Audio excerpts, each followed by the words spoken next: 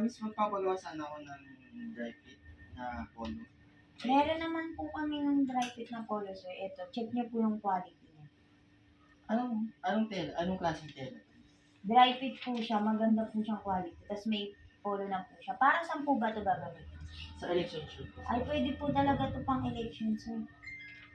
Ilang piraso po ipapagawa? 40 pieces. Kaya naman po siya. May design na po ba kayo? Actually, ito lang po yung design ko. Wala pa po kayong mismong layout. Wala po. Okay lang naman po, sir. Kami po yung magpo-provide ng layout para sa damit nyo. Magkano po ba budget? Nasa 100 pesos lang po per shoot. Kaya naman po siya, since dry fit white naman po siya, tapos lagyan na lang po namin ng design na fit para sa 100 pesos nyo. Then magsingil na lang po kami ng editing fee since wala naman po kayong provided na layout.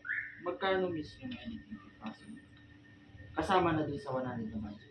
Hindi pa po. Bukod pa po siya. Depende pa po yung editing fee sa mapipili nyo kung magagawa namin yung mockups. Tapos yung gagamitin po natin na print is ganito na rin po. Sublimation po siya. Pahawak na lang po. Makukuha ko naman to. Opo sir, mga 2 to 3 days lang po. Mamaya, send ko po agad sa inyo yung magagawa namin mock-up tapos pa-upload na lang po din. Mag-sample po kami ng isa, papa-upload ko po sa inyo. Pag-upload nyo na po, go na po agad natin sa production. Babalik pa ako dito. Pwede pong balikan nyo na lang or send ko na lang po through online. Sige po. Yan na. Sige po.